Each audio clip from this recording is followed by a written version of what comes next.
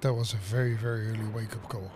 But then again, you don't get the chance to speak to whiskey legends every single day. So, London, here we come, ready for takeoff.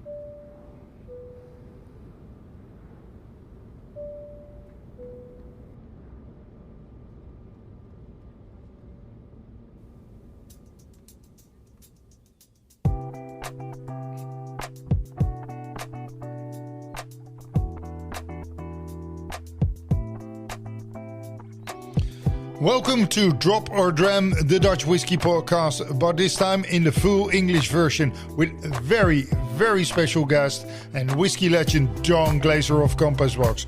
Pour yourself a great glass of whiskey and enjoy this show.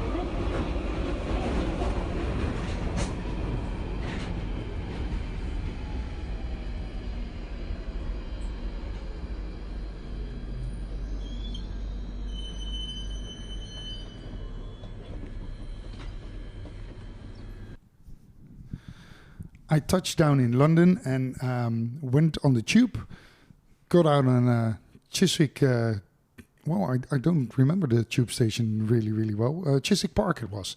Had a nice stroll, 20 minutes, got down to Chiswick Studios down in London, and you think, guys, what's got London to do with whiskey? Of course, there are a few distilleries around here nowadays, but what's got whiskey to do?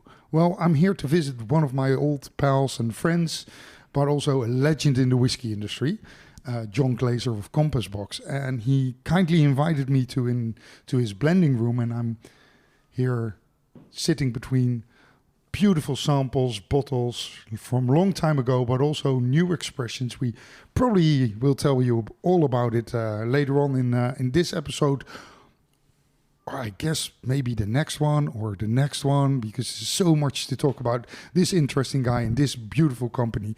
But John Glaser, so good to see you, and thank you very, very much for having me. This podcast, it's all about whiskey, and one of the first things when we started out with this podcast was I need to have some legends in there. And I know I see you smiling, and you're too modest in this, but you're a true legend. John Glaser, welcome. Well, thank you, Dennis, and it's really nice to have you back here in London after many years. You haven't been here in a long time, but it's so nice to be with you. Thanks for all the kind words. Well, thank you. Talking about John Glaser, I met you years and years ago, just when you started the company. At the beginning, Compass yes. Box. 20 plus years ago we met. Yes, Compass Box. Not a very obvious name for whiskey. How that came about?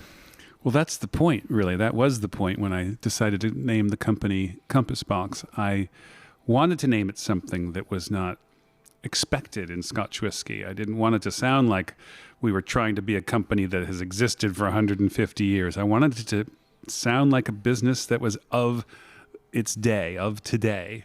And I just loved this idea of the compass box, where the ship's captain would keep his compass when he was sailing. The compass box. So you were looking into the future and heading a new direction and heading your compass that way? That is a lovely and poetic way to put it, Dennis, yes. Yeah, because you came from the whiskey industry in the first place, because it's not overnight when you started Compass Box as a whiskey. Yeah, that's right, yeah. Yeah, well, some people, your listeners might be able to tell I've got an American accent and not a Scottish accent, not an English accent. I moved over here 25 years ago, 98, I guess it was, when I moved over here from the U.S. I'd been working for Johnny Walker in the U.S., and they moved me over here to the U.K. So yes, I was in the whiskey industry before starting Compass Box, but it goes back. My interest in making things goes back further than that, because when I left university years ago, my ambition was to be a winemaker. And I worked in the wine industry for many years, and I went to France and California. And, life is not a straight line. It's a squiggly line, as we all know. You and I know well. And my squiggly line, instead of getting me into the wine business, got me into Scotch whiskey. And I thought I was going to do it when I got this job with Johnny Walker in the U.S. and maybe I thought I'd do this for a little while and then go back to wine, but here I am all these years later. And you started out on your own kitchen table with a dream of making your own whiskey in a certain kind of way, a peculiar way. And I remember from your kitchen table, it went on to a real office Pinot and hairdresser. That was quite funny to see that. But you started out with a dream, making whiskey, Compass Box whiskey. Mm-hmm. What was actually your goal of making whiskey? Because it's not like you can go out and buy a few casks and just pour it together and have a good whiskey. Yeah, so I fell in love. I can describe the moment when I fell in love with whiskey, Scotch whiskey, and how that led to me to starting Compass Box. So if you can imagine the Isle of Skye, a place I know is near and dear to your heart. Oh, definitely. Your daughter's name. The Isle of Skye in 1995, it's January, it's Monday morning, it's around 10 a.m., and it's, typical of that part of Scotland. It's raining horizontally. It's dark. It's cloudy, and we go up. We come to the Talisker Distillery, and this is the first distillery in Scotland I've ever been to at this stage. And Monday morning in January, and we tour the distillery, and then we go into one of the warehouses, and the distillery manager at the time dips a cask. He says, "Here, we're going to sample a cask," and he takes draws a sample out of a cask. He puts it into this long, glass measuring cylinder. I don't know, it's like the length of my arm from my elbow to my fingers. It's about that length. He pours in the cask strength Talisker into this thing, a couple inches, and he says, "Go ahead, John, take a sample." And I slowly put this glass measuring cylinder to my lips, and I tip it up very slowly, and you can just start to see, because I've actually got this on video, Dennis. I can show you this later. So there's somebody with me that's shooting video. I'm getting thirsty. And you can see the amber liquid kind of rolling down, coming down the glass measuring cylinder, and it hits my lips and goes into my mouth. And I kind of jumped a little bit, because what was in my mouth was just so suddenly, so magical, so extraordinary. It was like, if you watch it, if you were there, if you watch the video of it, it's like watching an epiphany. And I was just like nodding my head yes, nodding my head slowly yes, passing the measuring cylinder to the colleague that was with me. And that's the moment I fell in love with whiskey. The magical whiskey. That was magical indeed. Yeah. And at that point, I was working for, as I said, the big whiskey company, thinking, I'll do this for a couple of years and I'll go back to following my dream in wine. But that moment changed everything. And if that was 95, then it was about 5 years later, after I'd moved here to the UK, and I was spending a lot of time working with some legends in the industry. Talk about legends. These are real legends. Maureen Robinson, Jim Beveridge, Johnny Walker back in those days. And learning quite a lot, but also seeing that Scotch whiskey back 25 years ago needed help. It was not as dynamic as it is today as an industry. Global sales were flat or declining depending on the year. Yes, single malts were growing, but they were very small, and consumers perceived them to have rules. You only have to do it a certain way, and they weren't making up for the big brands that were in decline. And I just thought, there's another way to do whiskey. And I borrowed some ideas from the world of wine, which I knew so well and loved. and thought, let's do things differently in Scotch whiskey. Let's start a new business that will share the joys of what I realized is one of the world's great drinks back in that Talisker distillery. You know, I realized it just needed, I felt, some help to make it more interesting to more people. And that was the basis on which I started this business, Compass Box. And you made it a very, very exciting business because, yes, back in the days, the 1990s up to the millennium, whiskies were there. And like you said, single malts were growing slowly, got to know, not where they are today, where it's so well known and all the big brands are putting out different finishing, beautiful, great things, but very conservative in some sort of way. And you made a difference. You the blends were back in the days were the one to drink, the things to drink. Single malt was just slowly creeping up because people didn't understand, I think, single malts. It was way too smoky, too soft, everything too. Right. And well, what I got from what you were thinking and with Compass Box, you thought, well, if there's all those great, beautiful things out there, let's replicate or duplicate or, well, innovate something beautiful new. Yeah. So that was a bold move because that was different than to the other blends. And that's what I wanted to really, really talk about you. I say you're a legend in the whiskey industry. I see you as a master blender. Master blender puts whiskeys together and makes a beautiful painting from all those different colors, a beautiful painting. You call yourself, you had another word for that, whiskey maker, more creative. Yeah, the master blender is not a term that we use. There's no certificate you can get that makes you a master blender. It's more or less a marketing term in the industry. That's okay. But we prefer to talk about being a whiskey maker. We're more than blenders. We're not distillers, at least not at this point in our business life, but we're more than blenders. You know, we think a great deal about what we are trying to create. We create whiskeys with real intent. And let me just talk about that for a little bit, if you don't mind, because there's a part two to that story I told you about the Talisker Distillery. And on that same trip back then, at the end of the trip, I ended up in the blending room of what I would regard as a real master blender. Maureen Robinson introduced me to blending in the blending room back in those days. And so I went from these distilleries where I was captivated by what they're making to this blending room. And around the room were dozens of little nosing glasses, each with different colored liquids in them. And, you know, I don't remember what she was doing exactly that day, but obviously she was assessing samples of casks or samples of prototype blends.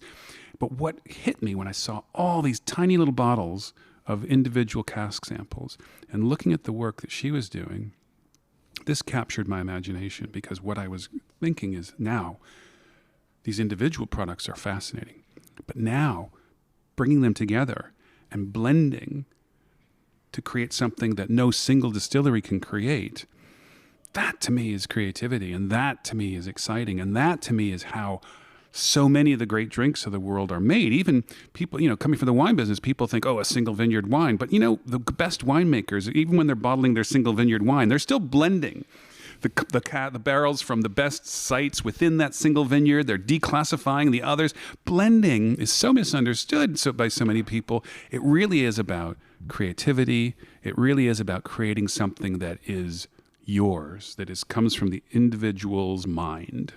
And that set me off on the path of realizing that blending is what I wanted to do with my career. Yeah, I think we can come back to that later and see, like, blending is an art, and you can show me some of the things that you do and how to create some of those beautiful whiskeys and the way you think about those things, because that's I guess that is a whole episode on its own. And for our listeners, that's interesting enough, and you can listen 2-3 hours to this guy and seeing him at work. But we'll come back to that later on. But great thing, the creativity. I really, really loved the way you talked about your passion of seeing all those beautiful colors, flavors around there in bottles, but also your way of thinking from great distilleries can make great whiskey, but putting things together and make even a better one or a different one, that is something only men can do and only people can do. So Yeah, the great gift of whiskey is more than just a single malt or just... yeah, I think a single malt can be, the best ones can be a celebration of a place. And the best blends are a celebration of an idea. There's an intent behind them. And I think it's different. And I think that that's why blends, I think, can be more of a in a sense, could be almost more communal. They're bringing things together and celebrating an idea, as opposed to the paradigm of place. We're talking about the paradigm of the maker, and there's more story there, I think, for me anyway. Yeah, very poetic. You should write a book, John, because that sounds very, very good. But this gives us a whole new ideas. Talking about creativity, talking about Compass Box, the brand you started, and the way you like, you're also a little bit of a rebel or innovator. It's just the way you see it. You had your troubles with the SWA, Scotch Whisky Association, with doing things that they didn't approve of. Is that you were way ahead of your time looking into the future, or is that conservative about the SWA, or is that not quite right, the right time in the right place? You know, I've never thought of what we do as, I've never thought of us or myself as a rebel. And I know people have said that over the years. I think of us at Compass Box as heretics, not rebels, but heretics. And I will hasten to add, heretics with positive intent. So you can be a heretic and with, not necessarily positive intent, but we are heretics with and what I mean by that, and the differentiation is, or the difference is, rebels are very much rabble-rousers, often trying to make trouble, sometimes just for the sake of it. We're heretical in our thinking. We will challenge the status quo when we think it's right to do so, when we think there's a positive potential outcome, when we think the status quo no longer is fit for purpose. And so we have had some run-ins over the years with bodies in the industry about techniques we've used or wanted to use, or the way we've talked about and described our products, but never to just make trouble, never to just rattle the cage of someone, always because we thought it was the right thing to do for the industry and for whiskey drinkers. And that's a difference. That's the difference between being a rebel and being a heretic with positive intent. That makes much more sense. But also, you're also, every time you make a whiskey, and you have over the years done so many beautiful things. Which one was the first ever produced whiskey? The first label you put out. The first Compass Box whiskey I produced was Hedonism, our grain whiskey, 100% Scotch grain whiskeys. It was a blend of different distilleries. The first one was just 2 different distilleries, Cambus and Caledonian, 2 now closed grain whiskey distilleries. That was the very first whiskey I created and bottled when I started Compass Box. And what I was trying to do then, is just show people a side of Scotch whiskey that not many people then were familiar with. And today, many people are still not familiar with what good quality Scotch grain whiskey can taste like. There's a lot of grain whiskey made in Scotland. Most of it's not very interesting. But when you seek out the really good quality casks, we like first filled bourbon barrels, ex-bourbon, ex-American whiskey barrels to age our grain whiskeys. They can be some of the most beautiful, soft, sweet, approachable, lovely, delicious whiskeys you can find in the world, I think. Grain whiskey is very misunderstood. Back in the days when you started with the juveniles and the grain whiskey, weren't they quite old grain whiskies? Yeah, with Hedonism, yeah, the first one was, they were That very first batch back in 2000 was just it was a small batch of 10-year-old Cambus grain whiskey and 20-year-old Caledonian whiskey, grain whiskey. And today, to this day, hedonism is true to that style. It's always a blend of different ages. It tends to be in the neighborhood of 18 years old in terms of average age, but it is both younger and older whiskeys coming together to create complexity and balance. And now we got a lot older ourselves, so age is just a number. Age is just a number indeed. Yeah, it has to be matured fully. Well, 3 years minimum. To be understood. Yeah. And then, the whole thing about whiskey, older is not better, it's just different, right? Same with so many things. Same with wine. Older is not better, it's just different. What is your point of view on grain whiskies in the future? People tend to do, how do you say that? Different styles, aromas, flavors, changes over the years by when you're getting older, when I'm getting older, the way I think about life, the way we travel around the world, the way news comes to us, everything changes so fast. But it also, I think, makes your perception to the world differently, and also, according to that, changes my taste in life. To grain whiskey, well, we're talking about grain whiskey now, but I guess it's about all those whiskeys. The whiskeys I liked 20 years ago and I do now, maybe, back in the old days, everything was better. Was it? Or is the near future holding so many new things and we have to keep an open mind? I think that's exactly it. We need to keep an open mind. Things in the past, were they better? Maybe on some measures. They were certainly different. I think that's the same thing moving forward. Will things in the future be better? I don't know if they'll be better. Depends on how you measure it.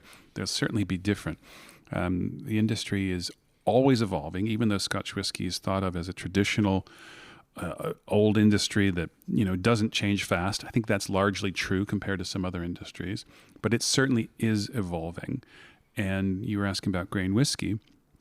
I think we will see over the next decade or so, more businesses working with grain whiskeys, bottling grain whiskeys on their own. And I think we'll see, certainly we have an interest in looking at how you distill grain whiskey in Scotland. There's a conventional way to do it. But there's so many tweaks and changes and different ideas you could bring to the distilling of grain whiskey in Scotland. I think we're just scratching the surface in terms of what we might see distillers, perhaps ourselves included in the future, doing over the next 10 or 20 years with Scotch grain whiskey. And also on single malts? Certainly with single malts, yeah. If you read Dave Broom's book, A Sense of Place, beautiful book, I think it really, he profiles in that book several of the new distilleries in Scotland, new over the last 5-10 years, who I really think are going to be some of the most admired distillers in Scotland in the future.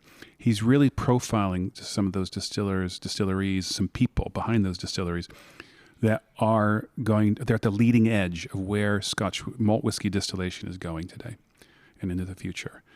He profiles the Thompson brothers in Dornoch. He profiles Ardnamurchan, and I think that when you look into what they're doing and how they're doing things differently, you start to see something similar to what's going on in the world of wine right now. And in the world of wine, you've got conventional winemakers and big wine brands, and you've got winemakers that are moving toward more natural winemaking. And I won't get into the discussion of what that is. People can look into that themselves if they're not familiar. But essentially, it's rethinking all the conventions of winemaking over the last 50 years. I think we're just beginning to see that in Scotch whiskey and malt distilling in Scotland today. super interesting this is. Yeah, talking about making your whiskeys, because you as a whiskey maker, I won't call you a master blender. You're still a master to me, but I'll call you a creative whiskey maker. That's how the way you profile the company as well and the brand. And people can, and they certainly have to do that and look online, go to the Compass Box website, because you have great videos on more or less an online whiskey school where you can be very transparent on the way you make whiskey, how you put things together, and people can understand a lot more about whiskey in general, and especially in Compass Box. And I really, really love that. But that's also one of the key things I wanted to talk to you about, transparency. You're always been a man that transparency is one of your highest priority.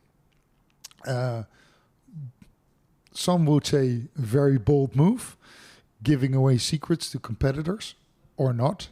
But the things you put in the bottle, you never held any secrets back to anything. You're very, very transparent. Also got you into trouble sometimes, again, but I think you're one of the greatest whiskey minds in the world, and also the most misunderstood one because of that. I got you highly rated, but I think people can get that now. So it's still an honor to be here. This is Drop or Dram. Transparency. Magical word to you, one of your highest priority. Like I think and I said before, is it giving away secrets, or do you have other intentions with it? Because that is one of the key points of Compass Box. You can look on your website, go to your favorite brand or bottle, and you can see what's in there. You don't hold any secrets, not for competitors, not to anybody else. That is something different. Why are you so transparent in that way? Well, because people have a right to know how the products that they are drinking and enjoying are made, but also because, I want people to think about the idea, the intent behind what we're doing, the creative process behind what we're doing. We're not just bishing stuff together, throwing stuff together that we have to hand, to make what we make. It typically takes 6 months for James and myself to create a new recipe, whether that's a limited edition whiskey or that's a new part of our core range. Orchard House, one of the most recent additions to our core range of whiskeys, took us over a year to create that. And that was dozens of different recipe ideas, we call them iterations, different prototypes, different that we would assess and taste and then talk about and then say, well, maybe if we change this or change that. And that is months of work. And sometimes we're saying, okay, well, let's swap out this particular ingredient in the recipe, this particular single malt or this grain whiskey. Let's take it out and let's use something else. And you have this creative process becomes a journey. And we have this quotation. I'm going to look up at it right now here in our new blending room. And it's attributed to Picasso, but that doesn't matter who it's from. It's the idea. It says, I begin with an idea, then it becomes something else. I begin with an idea, and then it becomes something else. Attributed to Picasso. That very much describes the whiskey making process for us. It is this creative process where you start with an idea, and then you follow it. And sometimes it takes you down the path you're expecting. Sometimes it takes you down a different path. There's a lot of work and thought behind it. And that's why one of the reasons we're so transparent. We want you to know where we landed in terms of a recipe. We want you to know the story of the creation of this whiskey. Buying a Compass Box whiskey is more than just getting the liquid in the bottle. That's the most important thing, but you're also getting a story and a journey, a creative journey that was required to make this thing. Transparency is just part and parcel of all that, I think. And talking about stories, every whiskey has got a great story, and the more whiskeys you drink, the greater the stories become. You make your own adventures, and I think that is a great thing. Keep on dreaming, and you dream big. You dream very big, because I've seen all those bottles and all those great things that you put together. But also, maybe not well understood, is you've got the most beautiful labels and with the most exotic names in there. Just a quick word on where the names and the labels come from. And then on this, we'll definitely make a bonus episode from that. We'll go and have a taste and talk through labels and talk through names on the deeper side to understand even better. But just a quick thought, how did you come about names, labels? Because we're talking about Peat Monster, probably the most obvious one. One of your signature ones is the Artist Blend and the Gas Cloud Blend. But Spice Tree, Hedonism, you got the Circus, you got the Orchard House, Flaming Heart. Wow, it doesn't strike to me when people say that, or maybe even our listeners that are just getting into whiskey, as a very conventional whiskey. Yeah, we don't take a conventional approach. And I realize that means that some people look at a Compass Box whiskey and they don't get it. They're like, well, wait a minute, this isn't telling me the things that these single malt brands tell me. And that's okay, because while we have our arms wide open to the universe of whiskey drinkers out there, and we encourage people to open their minds and learn things from what we do and enjoy what we do, we realize that we're not for everybody, and that's okay. And the unconventional names is just a part of who we are, who I am personally as the founder of the business, who we are as a group of people as Compass Box. And it's how we set ourselves apart. There's this, the Grateful Dead is this, maybe some of your listeners are familiar, maybe not, an iconic rock band in the US and around the world in the 60s and 70s and 80s and into the 90s. And one of the founders, Jerry Garcia, used to say, allegedly, that he said, don't try to be the best at what you do in life. Be the only one who does what you do. And I've taken that to heart. I really have. Yeah. So you came up with exotic names that doesn't certainly imply to what the spirit is about. We'll go into that further when we taste some of your beautiful, beautiful expressions in a bonus episode where people can listen to it. I must say, if you're listening to this podcast, and don't put you off. If you're just a novice drinker and you've been hearing what John had to say and you got those exotic names and don't understand whiskey well, this is not a whiskey only made for experts or geeks, nerds like I am. This is very, very, very much a whiskey to be discovered, make your own adventures, and also for the novice, because like you said, you're very transparent what is in there. You've got a palette from Glasgow blend, artist blend, but also very exotic blends. Maybe a little bit more on the expensive side, but okay, this is value for money. But I think it's fair to say that we don't want to put the novice drinker, whiskey drinker that just came into whiskey off. As you see those labels and names. No, not at all. And one of the things I have found in certain parts of the world is because we take an unconventional approach to other Scotch whiskey makers, that actually attracts some people to us who aren't as interested in the conventional approach and the traditional labels. You're absolutely right. That we're not trying to. We are try to be as approachable as possible, but through in an unconventional way. And that's just our way.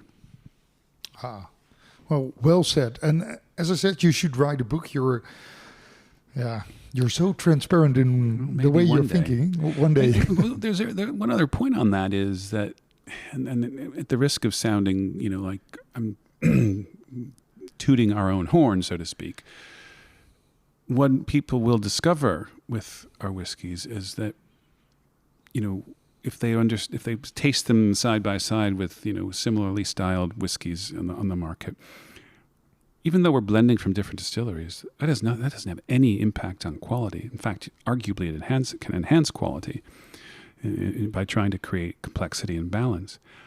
We're proud to say, not ashamed to say, that our whiskeys stand shoulder to shoulder with some of the best single malts in the country, in all of Scotland and the world.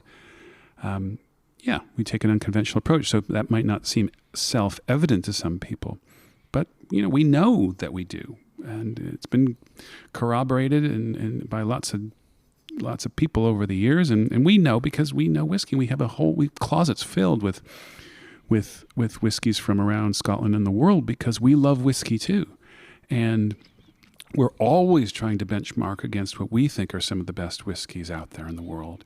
So we're enlightened about that and not satisfied with putting anything out there that we don't think can stand shoulder to shoulder with the best. No shortcuts. No, absolutely not. And the thing about price, yeah, sure, some of our whiskeys are more expensive than other brands. If people could come here to London like you are and come to the blending room and see the work that James and I and our whole team put into creating these things, taking months to labor over a new recipe, and then the painstaking work we do in blending in Scotland in the bottling process, they'd see that, if you ask me anyway, we should charge more because we're putting so much more blood and sweat and tears into what we make than a brand that comes from a big industrial producer.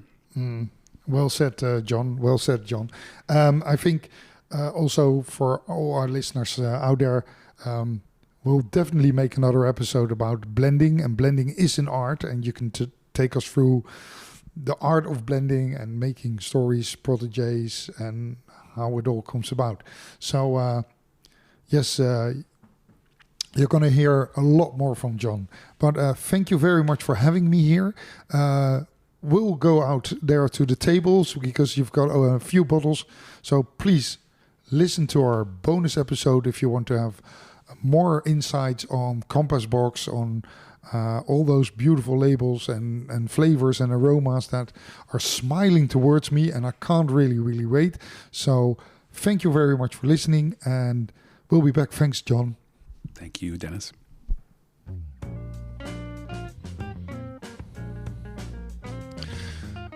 This was Drop or Dram, the Dutch whiskey podcast, the English versions.